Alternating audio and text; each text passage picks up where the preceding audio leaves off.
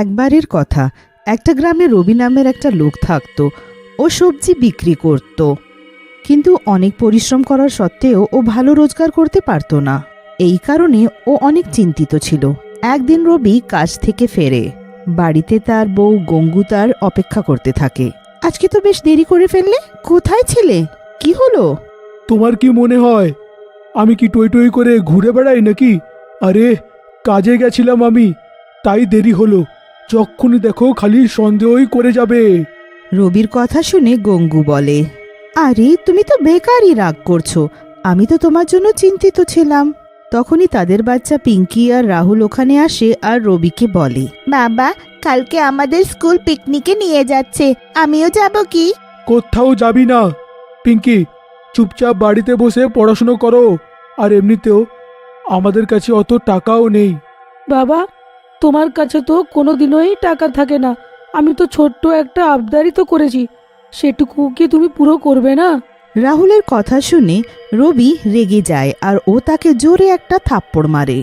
এইটা দেখে গঙ্গুও রেগে যায় আর রবিকে ধাক্কা দিয়ে বলে, তোমার কি একটু বুদ্ধি নেই? তুমি যদি ভালো রোজগার করতে পারছো না, তো তাতে বাচ্চাদের আবার দোষ কি? যদি আবার আমার বাচ্চাদের উপর হাত তোলো, তো দেখবে আমি তোমার কি অবস্থা করি। গঙ্গুর কথা শুনে রবি রেগে যায়। আমার সাথে তর্ক করছো তুমি? এক্ষুনি দেখাচ্ছি তোমাকে মজা। কিন্তু রবি রাগের চোটে গঙ্গুকে একটু বেশি মেরে ফেলে, যার কারণে ও অজ্ঞান হয়ে যায় আর মারা যায়। এইটা দেখে রাহুল বলে, বাবা তুমি থামো, মা দেখো অজ্ঞান হয়ে গেছে। আমরা এর পরের বার থেকে আর কিচ্ছু চাইবো না, তুমি মাকে এখন ছেড়ে দাও। রাহুল আর পিঙ্কির কথা শুনে রবি থেমে যায় আর নিচে পড়া গঙ্গুর কাছে যায় আর তাকে দেখে, কিন্তু ও মরে গিয়ে থাকে। এইটা দেখে রবি ভয় পেয়ে যায়।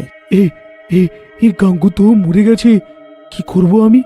পুলিশ তো আমাকেই ধরবে, কিছু একটা করতেই হবে। নিজের মৃত মাকে দেখে রাহুল আর পিঙ্কি অনেক রেগে যায়। বাবা তুমি এটা কি করলে? মাকে মেরে ফেললে। তুমি কিন্তু এটা একদম ভালো করলে না।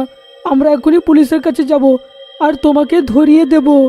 রাহুলের কথা শুনে রবি আরো ঘাবড়িয়ে যায় আর ওখান থেকে পালিয়ে যায়। রাহুল আর পিঙ্কি তাদের মায়ের মৃতদেহের কাছে দাঁড়িয়ে কাঁদতে থাকে। গ্রামবাসীদেরকে তারা কিছুই বলে না, আর গ্রামবাসীরা গঙ্গুর অন্ত্যেষ্টিক্রিয়া করে দেয়। কিন্তু রাতে, রাহুল দাদা, আমার একা বাড়িতে অনেক ভয় লাগছে আর খিদেও পেয়েছে।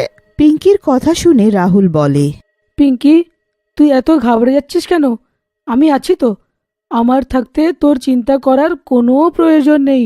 তুই দাঁড়া, আমি এখনই আসছি। রাহুল খাবারের খোঁজে ঘর থেকে বেরোয়, কিন্তু ও কিছুই খুঁজে পায় না আর ও খালি হাত ফিরে আসে। এই পিঙ্কি শোন, আমার মনে হয় আমাদেরকে ক্ষুধার্ত ঘুমাতে হবে, কারণ আমি তো বাইরে কিচ্ছু পেলাম না আর বাড়িতেও খাওয়ার জন্য কিচ্ছুই নেই।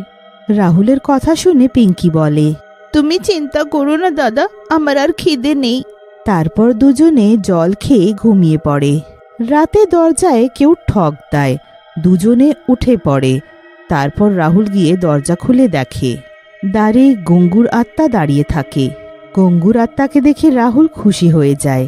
আত্মাটা ঘরের ভেতরে চলে আসে।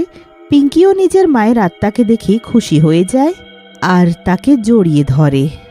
গঙ্গুর আত্মাও নিজের বাচ্চাদেরকে দেখে কাঁদতে লাগে আর বলে, ঠিক বললে আমার সোনা, আমি তোমাদেরকে ছেড়ে কোথাও যেতে পারলাম না। আর দেখো, ভগবানও আমাকে পাঠিয়ে দিয়েছে ফেরত তোমাদের কাছে। তারপর গঙ্গু নিজের কাছ থেকে রাহুল আর পিঙ্কিকে খাবার দেয়। দুজনে পেট ভরে খেয়ে ঘুমিয়ে পড়ে। পরের সকাল গঙ্গু রাহুল আর পিঙ্কিকে নিয়ে অন্য একটা গ্রামে চলে যায় আর নিজের রূপ পাল্টে ডিম বিক্রি করার ঠেলা লাগায়। আমি গ্রাম থেকে তো বাইরে চলে এসেছি ভগবান, যাতে কেউ আমাকে চিনতে না পারে। ভগবান, আমার সাহায্য করো, যাতে আমি আমার বাচ্চাদের পালন পোষণ করি। তারপর গঙ্গু রোজ ডিমের ঠেলা লাগাতো আর ডিম আর অমলেট বিক্রি করত। তার অমলেট আর ডিম বেশ সুস্বাদু থাকতো। এই কারণে দূর থেকে লোক ওর কাছে আসতে লাগলো। গঙ্গু বৌদি, তুমি যে মামলেটটা বানাও না, সেটা খুব সুস্বাদু হয়। হ্যাঁ, আমি এরকম মামলেট নিজের জীবনে কোনো দিনও খাইনি। গ্রামবাসীর কথা শুনে গঙ্গুর আত্মা বলে, সত্যি দাদা, কিন্তু আমার বরের তো আমার হাতের খাবার একদম পছন্দ নয়। গাঙ্গুদি, ক্ষমা করবেন, তাহলে তো আপনার বর কিচ্ছুই জানে না। আপনার বানানো মামলেট হেব্বি সুস্বাদু। যেই যেই সময় কাটে গঙ্গুর কামাই বেড়ে যায়, আর রাহুল আর পিঙ্কিও অনেক খুশি থাকতে লাগলো। কিন্তু তাদের ভাগ্যে খুশি বেশি দিনের জন্য ছিল না। গঙ্গুকে অনেকজন ঈর্ষাও করত। একজন রানা নামের একজন ঠেলাওয়ালা নিজের বন্ধু কালাকে বলে, চবের থেকে রে গাঙ্গু এখানে ঠেলা লাগিয়েছে, আমার তো ব্যবসা বন্ধ হয়ে গেছে। কে জানে কি মেশায় নিজের মামলেটে যে সব লোকেরা খায়। এত রাগ হয় না ওকে দেখলে? হ্যাঁ দাদা, ঠিক বললে। আমি তো এটাই চাই। জবের থেকে এসছে, আমাদের ব্যবসা বন্ধ করে ফেলেছে। তারপর কালা আর রানা গঙ্গুকে মারার যোজনা বানায় আর তাকে মারার জন্য একটা লোককে ডাকে। সেই লোকটা আসলে রবি থাকে, যে এখন একটা গুন্ডা হয়ে থাকে। তোরা চিন্তা করিস না, ওই ডিম বালির আমি ভর্তা বানিয়ে দেব। তোরা শুধু বল ও কোথায় ঠেলাটা লাগায়।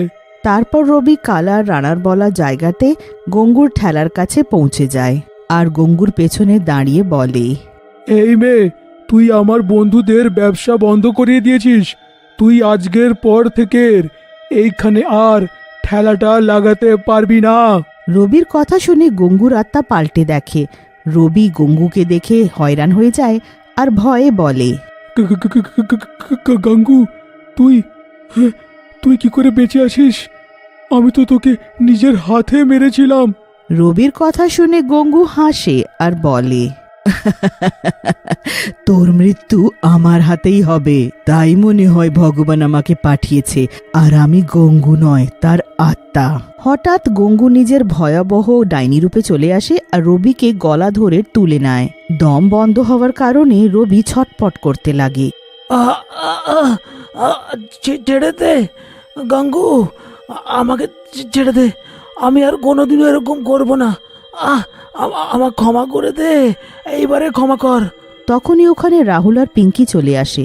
রবির এই অবস্থা দেখে পিঙ্কি আর রাহুল গঙ্গুকে বলে, মা, তুমি বাবাকে এরকম করে মেরো না। তাকে মেরে নিজের হাতটা রক্তাক্ত করো না। হ্যাঁ, আমরাও এটাই চাই। পিঙ্কি আর রাহুলের কথা শুনে গঙ্গু রবিকে দূরে ছুঁড়ে ফেলে আর বলে, দেখলি দুষ্ট, তোর এত খারাপ ব্যবহারের সত্ত্বেও আমার দুটো বাচ্চা তোর প্রাণ বাঁচাতে চায়। যা, পালিয়ে যায় এখান থেকে। কিন্তু তখনই ওখানে কালা আর রানা চলে আসে আর পিঙ্কি আর রাহুলকে ধরে ফেলে আর বলে, অনেক হয়েছে তোদের প্রেম পীড়িত। গাঙ্গু, তুই আমাদের অনেক ক্ষতি করে দিয়েছিস রে। শোন, তোকে তো এখন আমরা ছাড়ছি না। এতটা বলে কালা আর রানা হাতে চাকু বার করে আর রাহুল আর পিঙ্কির গলার উপর রেখে দেয়। কিন্তু তখনই রবি তাদেরকে জোরে ধাক্কা দেয়। দুজনে পড়ে যায় আর পিঙ্কি আর রাহুল মুক্ত হয়ে যায়। এটা তুই কি করে ফেললি রে রবি? সবচেয়ে প্রথমে এখন তোর নম্বর লাগাবো। এতটা বলে রানা আর কালা রবিকে চাকু মেরে দেয়। রবি আহত হয়ে পড়ে যায়। গঙ্গুর অনেক রাগ হয় আর ও তাদেরকে তুলে দূরে ছুঁড়ে ফেলে দেয়, যার কারণে দুজনেই মারা যায়। গঙ্গু রবির কাছে যায় আর বলে, আজ তুমি আমার দুটো বাচ্চার প্রাণ বাঁচালে, এই কারণে আমি তোমার সব দোষ ক্ষমা করছি। গঙ্গুর কথা শুনে রবি কাঁদতে লাগে আর বলে, আমায় আমায় ক্ষমা করো গাঙ্গু, আমার দ্বারা অনেক বড় ভুল হয়ে গেছে, আমাকে ক্ষমা করে দাও। রবির কথা শুনে গঙ্গু বলে, তোমাকে আমি ক্ষমা তখনই করব যখন তুমি নিজের বাচ্চাদের খেয়াল রাখবে।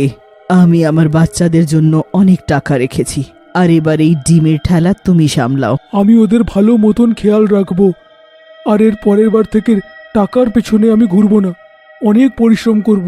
হ্যাঁ, অনেক। তারপর গঙ্গুর আত্মা ওখান থেকে গায়েব হয়ে যায়।